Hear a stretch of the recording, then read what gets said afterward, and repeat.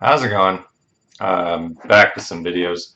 I did actually play Pokemon Violet specifically, and I really enjoyed it. I talked a lot about how people were not reacting well to how this game initially came out and the status it was in, and then went on to generally enjoy it.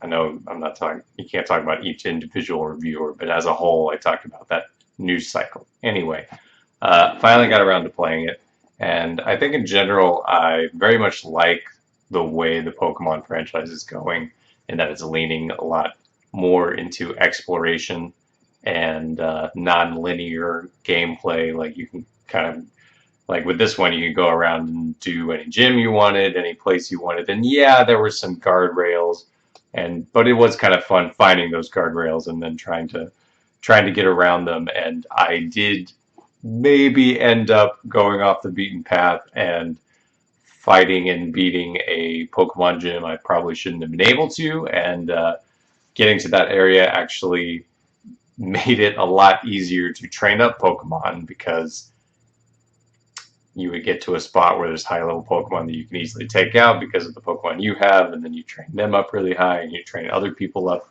or other Pokemon up in your party really high. So I think it was a psychic gym. There was like a psychic gym that was probably a little tucked away in a corner of the map that I shouldn't have been able to handle, and I had a dark grass Pokemon starter and some other dark Pokemon that made that a fairly easy gym to do. Or if it wasn't a psychic gym, it had a whole bunch of psychic Pokemon around it, but I'm pretty sure it was a psychic gym.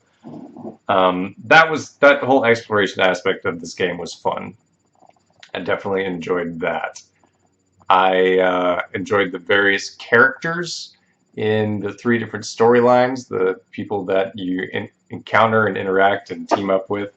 I thought they all had a lot more three-dimensional aspects and stories and plot points than I think one should reasonably expect for a Pokemon game. So that was pretty cool to see that.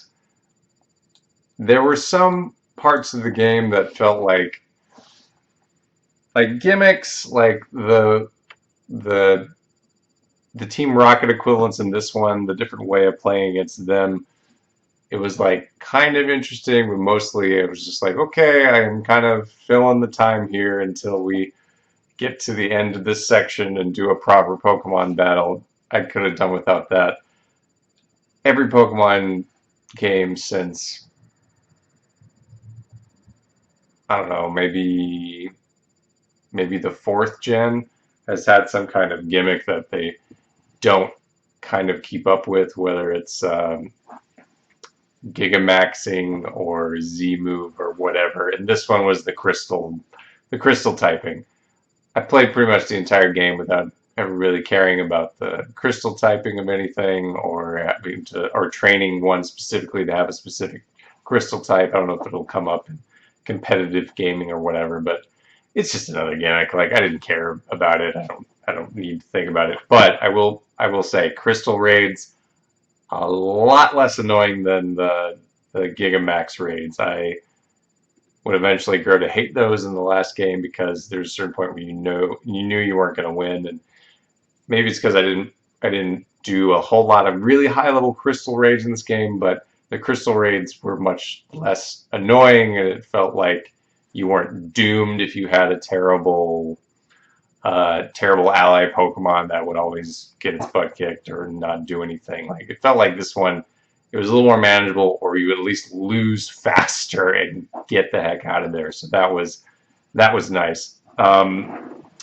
Starters were cool. Starters were definitely cool. I will say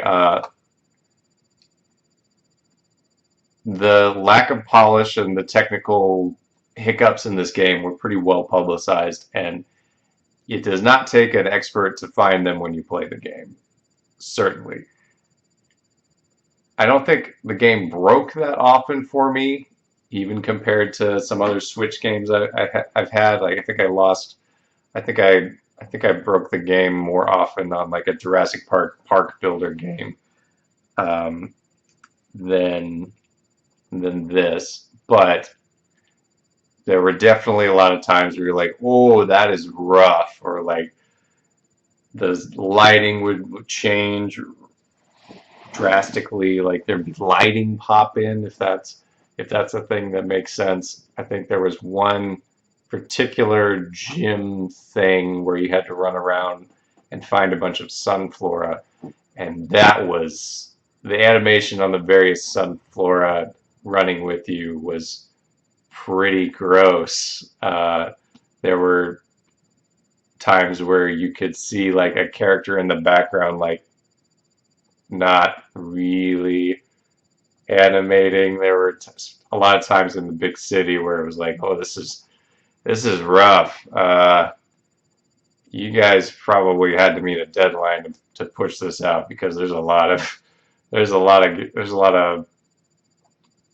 of technical faults on this game that do not look good. And if it's a different series, it probably wouldn't have pulled off a game like this being successful. But um, they got away with it because it's still really, really fun. But I would hope that this series, especially as it explores further and further open world stuff, maybe doesn't launch with such a gross lack of polish because that was a little silly. But overall, fun game. I'm sure eventually I will play the DLC with the expansion pass or whatever, and I'm perfectly fine with how they do the expansion pass things with this game. Now, I will say one last note.